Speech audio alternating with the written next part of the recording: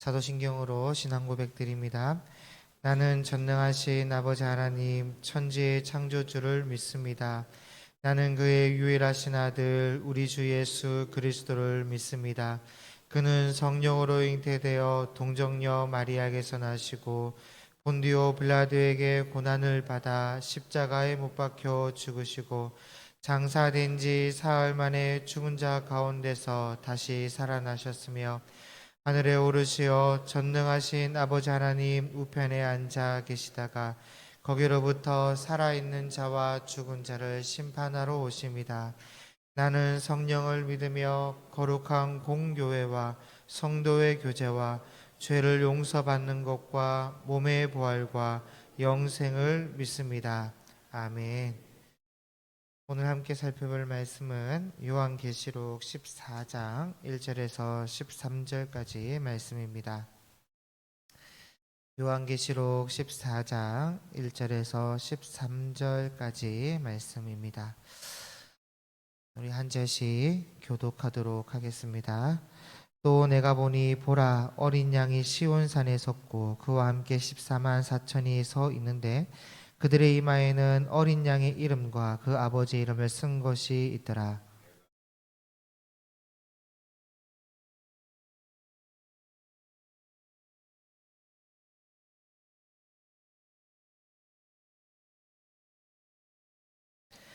그들이 보좌 앞과 네 생물과 장로들 앞에서 새 노래를 부르니 땅에서 속량함을 받은 14만 4천 밖에는 능히 이 노래를 배울 자가 없더라.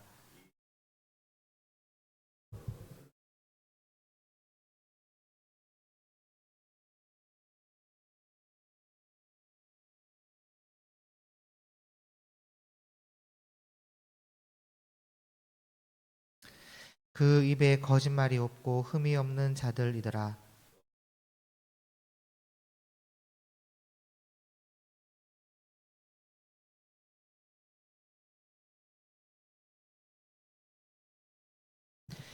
그가 큰 음성으로 이르되 하나님을 두려워하며 그에게 영광을 돌리라. 이는 그의 심판의 시간이 이르렀음이니 하늘과 땅과 바다와 물들의 근원을 만드신 이를 경배하라 하더라.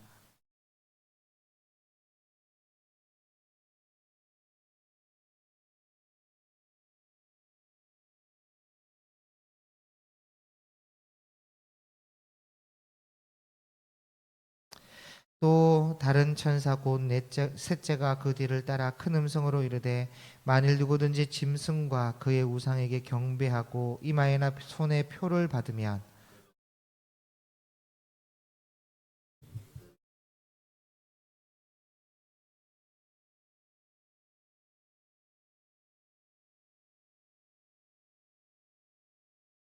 그 고난의 연기가 세세토록 올라가리로다. 짐승과 그의 우상에게 경배하고 그의 이름 표를 받는 자는 누구든지 밤낮 쉼을 얻지 못하리라 하더라.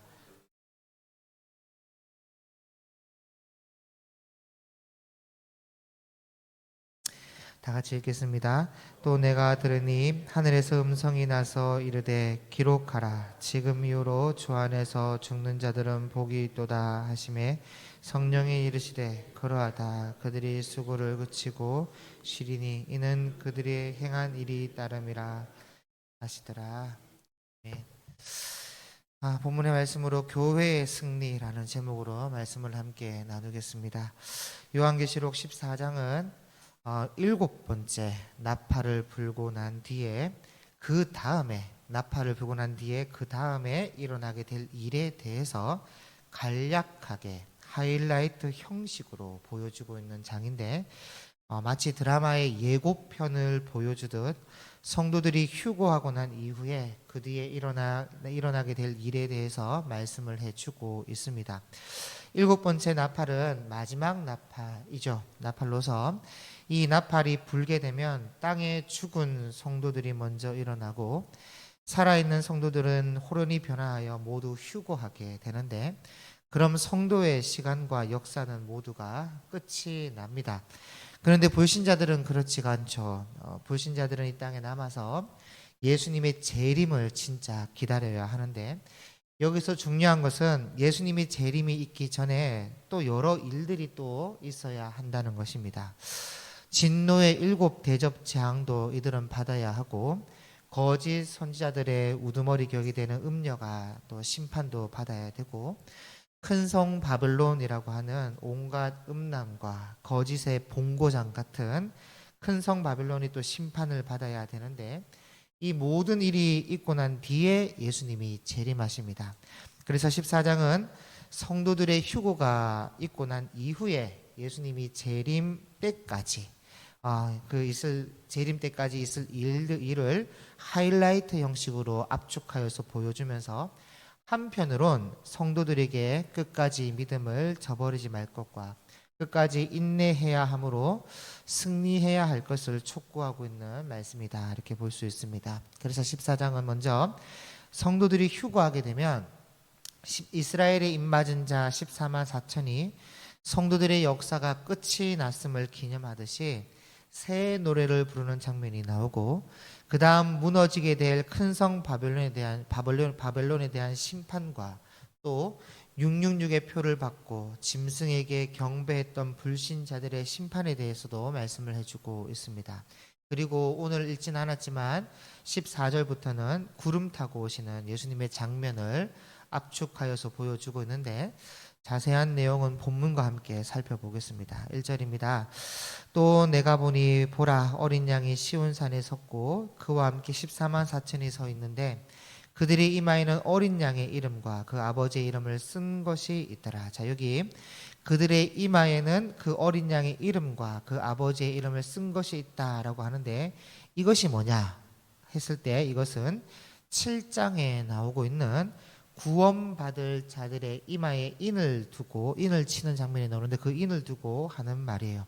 내가 하늘에서 나는 소리를 들으니 많은 물소리와 같고 큰 우레소리와도 같은데, 내가 들은 소리는 검은 고 타는 자들이 그 검은 고를 타는 것 같더라. 그러니까 이 처음 듣는 어떤 노래를 들었다는 것인데, 3절에 그들이 보좌 앞과 내 생물과 장로들 앞에서 새 노래를 부르니 땅에서 속량함을 받은 14만 4천 밖에는 능히 이 노래를 배울 자가 없더라. 자, 여기 보좌 앞에 있는 내 생물, 이 내 생물은 계시록 4장 7절에 나오는 사자 같고 송아지 같고 얼굴이 사람 같고 독수리 같은 이 네 생물을 말하는 것이고, 천사들입니다 말하는 것이고, 장로들은 계시록 4장에 또 역시 나오고 있는 24장로들이에요. 이들이 이스라엘의 14만 4천 명과 함께 새 노래를 부른다는 것이고, 그리고 여기 땅에 속량함을 받은 14만 4천이라고 말하고 있는데, 땅에서 속량함을 받은 14만 4천이라고 하니까 이스라엘에 한정된 14만 4천이 아니라 속량받은 모든 사람들을 상징하는 숫자다라고 해석하는 학자들이 많습니다. 그런데 성경에는 분명히 밝혀놓기를 계시록 7장 4절에 이렇게 말씀하고 있습니다.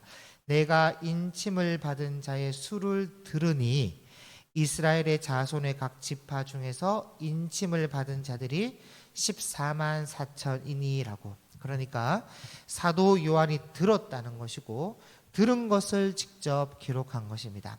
그래서 알려준 이가 있는데, 알려준 이가 누구냐? 하나님이시죠. 하나님이신데 이것을 상징적인 숫자라고 하면서 그 이스라엘의 수가 아닌 구원받은 자의 숫자라고 이렇게 말을 한다면, 저는 가르쳐 주신 이가 잘못 가르쳐 주신 것이 아닌가라고 보게 된다는 것이죠. 그래서 저는 상징적인 숫자로 보지 않고 알려주신 하나님을 신뢰하기 때문에 이스라엘 자손의 수로 보고 있습니다. 어쨌든 4절에 이 사람들은 여자와 더불어 더럽히지 아니하고 순결한 자라. 자, 여기 이 사람들이 누구냐? 속량받은 14만 4천을 말하는 것이고, 이들이 어떤 사람들이냐?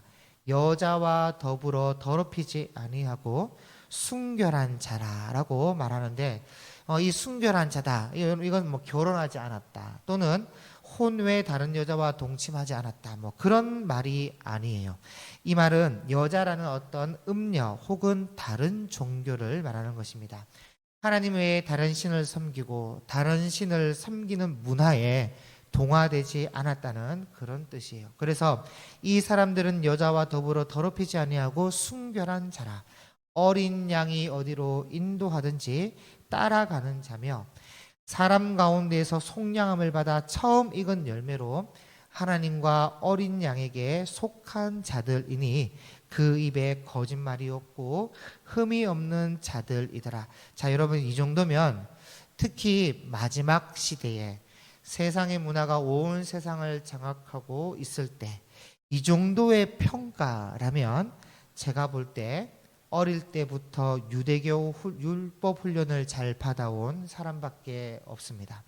전통파 세파라딤이라는 유대인, 개종자 아닌 진짜 유대인들밖에 없어요. 왜냐하면 지금도 세상 문화에 동화되지 않고 헤브루타 하면서 율법의 철저한 교육을 받고 있는 유일한 민족이 세파라딤 유대인들입니다. 특히 끝에 보면요, 처음 익은 열매로 하나님과 어린 양에게 속한 자들이니, 이런 말씀을 봤을 때 처음 익은 열매가 뭐냐는 거죠. 처음 익은 열매가 바로 이스라엘이 처음 맺은 열매입니다. 하나님이 처음으로 내 나라 내 백성으로 삼은 나라가 이스라엘과 유대인이고, 또 율법이라는 하나님의 선하시고 거룩한 법을 처음으로 제정하여 주신 백성들도 이스라엘 유대인이니까 이스라엘이 처음 익은 열매입니다. 그래서 저는 14만 4천 명이 이스라엘의 수라고 기록되어 있는 것처럼 처음 익은 열매인 이스라엘이 마지막 때 율법으로 거룩하신 하나님의 뜻을 받들고 거기다가 나중에 예수 그리스도를 알고 믿어 속량함을 받은 사람들이 아닌가, 그렇게 보인다는 것이죠. 그럼 당연히 14만 4천 명은 상징적인 수가 아니라 이스라엘의 수가 되는 것입니다. 6절, 또 보니 다른 천사가 공중에 날아가는데 땅에 거주하는 자들 곧 모든 민족과 종족과 방언과 백성에게 전할 영원한 복음을 가졌더라. 자, 이 말씀은 5절과 연결되는 것이 아니라 다른 장면으로 넘어가는 것인데, 6절과 7절이 이제 한 파트 한 장면이고 8절 한 절이 또 한 장면입니다. 다른 파트이며 9절에서 12절이 또 한 파트이고 13절이 또 다른 한 파트입니다. 그래서 6절을 보시면 또 다른 천사가 온 땅 백성들에게 전할 영원한 복음을 가지고 날아가는 장면이 나오는데, 이 말씀은 예수님의 제자들로부터 마지막 때까지 온 세상에 복음이 전파되는 장면을 압축하여서 하이라이트로 보여주고 있는 장면입니다. 왜냐하면 온 세상에 복음이 전파되어야 진짜 종말의 때가 오는 것이고, 예수님이 재림하시니까 온 세상에 복음이 전파되는 장면을 보여주고 있는데, 이 말씀은 어떻게 보면 고난과 아픔을 당하고 있는 모든 성도들에게 우리가 무엇을 바라보고 있어야 하는가를 잘 보여주는 말씀이라 할 수 있어요. 이게 무슨 말이냐면, 사도 요한 당시에 로마 2대 박해인 도미티아누스 황제의 박해가 오고 있으니까 성도들이 마라나타 하면서 예수님의 재림을 소망했단 말이죠. 그래서 언제 오시냐, 왜 안 오시냐, 오시는 건 맞냐, 사도 요한이 죽기 전에 아마 오시지 않겠냐, 분명 오실 거야, 오셔야 돼 하면서 그저 예수님의 재림만 바라보고 있었단 말이죠. 그런데 말씀은 그렇지가 않다는 거예요. 아직은 예수님이 오실 때가 아니라 모든 민족과 종족과 방언과 백성에게 영원한 복음이 전파되어야 한다는 것을 보여주고 있는 것입니다. 그래서 성도들은 고난 가운데서 재림만 바라보지 말고 영원한 복음을 바라보고 인내해야 함을 알려주고 있고, 무엇보다 7절을 보시면 그가 큰 음성으로 이르되 하나님을 두려워하며 그에게 영광을 돌리라. 이는 그의 심판의 시간이 이르렀음이니 하늘과 땅과 바다와 물들의 근원을 만드신 이를 경배하라 하더라.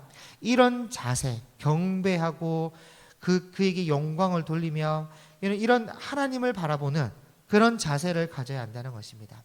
하나님만을 두려워하고 그에게 영광을 돌리며 결국 심판하실 하나님을 바라보며 경배하자. 그래서 사도 요한 당시의 성도들뿐만 아니라 오고 가는 모든 성도들에게 고난을 대하는 자세를 이렇게 알려주고 있어요.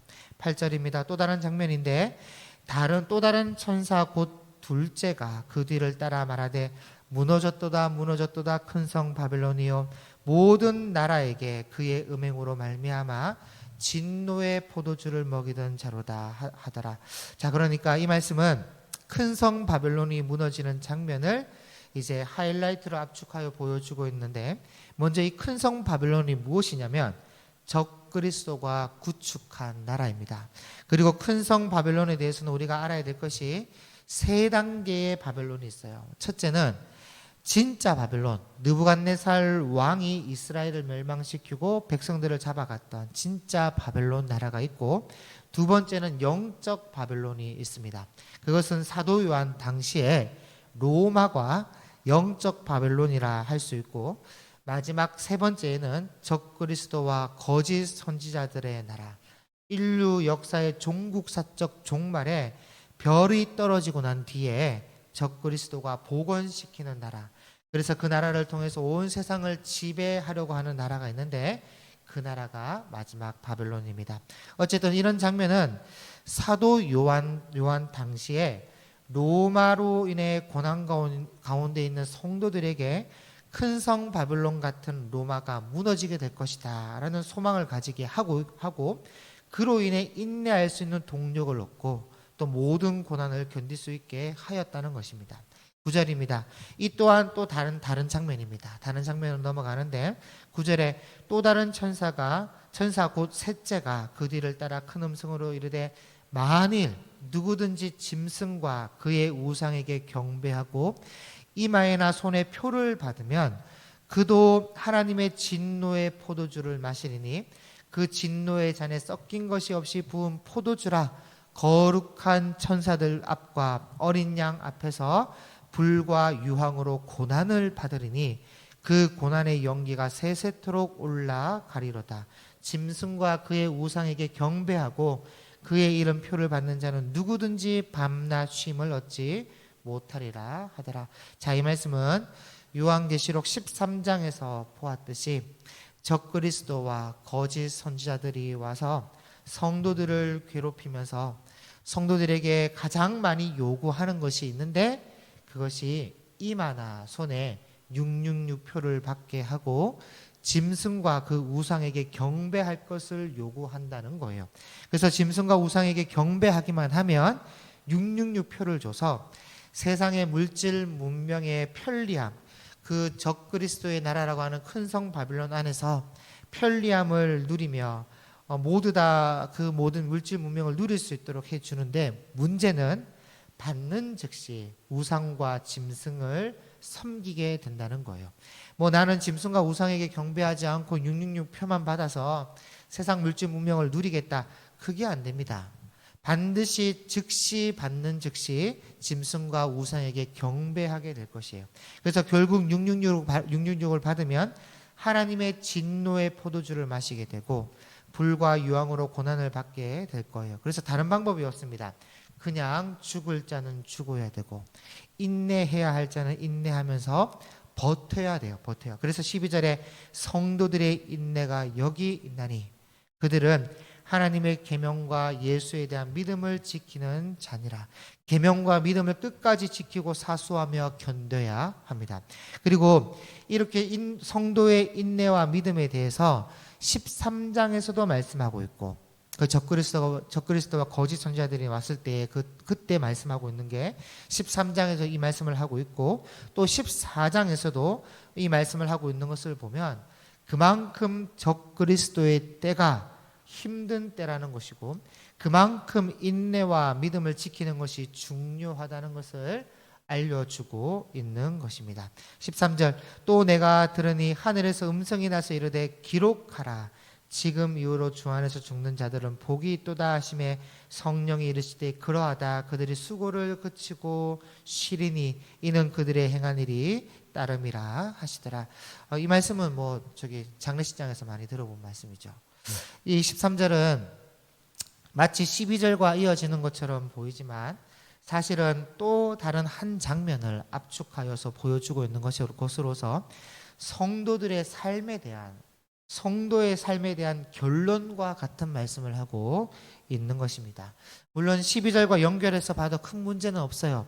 12절과 연결하여서 적그리스도 때에 죽게 되는 성도들에 대한 말씀도 될 수 있습니다. 그렇지만 그것보단 예수님과 제자들을 통해 복음이 전파된 이후로, 그때부터 마지막 휴거할 때까지 그 복음을 받아들여 그리스도를 믿게 된 모든 성도들을 향한 메시지가 더 정확하다 할 수 있어요. 왜냐하면 성도들은 자이든 타이든 항상 시험과 시련과 고통과 고난과 아픔을 늘 안고 살아갑니다. 늘 따라옵니다. 이것들이. 그럴 때 끝까지 견디고 인내하여 믿음을 잃지 않고, 또 배반하거나 예수님을 부인하거나 다시 유대교로 돌아갔던 그 유대인들과 같이 그렇게 복음과 믿음을 배신하지 않고 주 안에서 죽게 된다면 그보다 더 좋은 복은 없다는 거예요. 세상 사람들의 눈으로 봤을 때는 참 저주받은 모습일지 몰라도 주님 안에서 그렇게 죽게 된다면 그보다 더 좋은 복은 없다는 겁니다. 특히 당시 로마의 2대 박해로 인하여서 고난 가운데 있는 성도들과, 앞으로 여러분 2대 박해뿐이죠, 10대 박해까지 갑니다. 10대 로마의 10대 박해까지 고난을 받게 될 성도들, 그리고 각 시대마다 겪게 될 고난과 또 적그리스도 때의 시대, 그 시대에 겪게 될 대박해까지 항상 성도들은 고난 가운데서 인내해야 할 몫이 남아 있습니다. 그럴 때 주 안에서 죽는 것이 복이구나 하면서 성도들은 어떻게 해야 된다? 인내해야 합니다.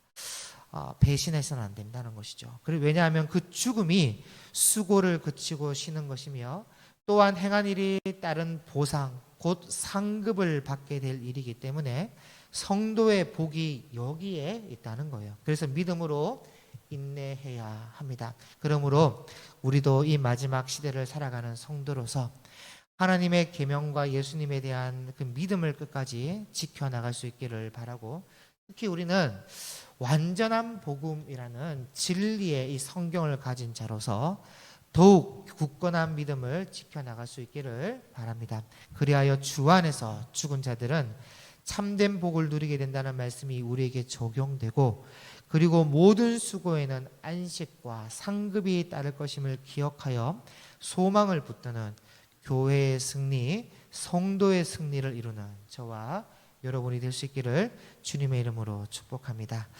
기도하겠습니다. 사랑하는 하나님, 오늘 요한계시록 14장 말씀을 통해서 주의 백성들이 걸어가야 할 마지막 시대의 길을 보여주시고 그 길 끝에 주어질 승리와 복을 소망하게 하시니 감사를 드립니다. 우리가 이 땅에서 성도로 살아갈 때 하나님의 계명과 예수님에 대한 믿음을 끝까지 지켜나갈 수 있도록 도와주시고, 우상과 거짓에 물들지 않는 순결한 믿음을 가질 수 있도록 도와주옵소서. 그 무엇보다 진리의 말씀과 함께 동행하는 우리의 삶이 되게 도와주시고, 하는 모든 일에 있어서 우리의 수고가 헛되지 않도록 인도하시며 우리의 인내가 하늘의 상급으로 이어질 수 있도록 은혜를 베풀어 주옵소서. 감사드리며 예수님의 이름으로 기도드립니다. 아멘. 하늘에 계신 우리 아버지, 아버지의 이름을 거룩하게 하시며 아버지의 나라가 오게 하시며 아버지의 뜻이 하늘에서와 같이 땅에서도 이루어지게 하소서. 오늘 우리에게 일용할 양식을 주시고 우리가 우리에게 잘못한 사람을 용서하여 준 것 같이 우리 죄를 용서하여 주시고 우리를 시험에 빠지지 않게 하시고 악에서 구하소서. 나라와 권능과 영광이 영원히 아버지의 것입니다. 아멘. 오늘 월요일 기도 제목을 드립니다. 교회를 이끌어 가시는 담임 목사님과 부교육자들과 또 중직자들과 장로님들 성령으로 충만하고 영육 간에 강건할 수 있도록 기도해 주시고, 주일학교 교사들과 청년 리더십들과 다음 세대를 세우는 모든 교사들이 성령 충만과 목자의 심정을 가지고 생명을 살리는 사역에 잘 동참하고 잘 감당할 수 있도록 교회 리더십들과 교사와 중직자들을 위해서 함께 기도하고 개인 기도하시고 돌아가시기 바랍니다. 기도하시겠습니다.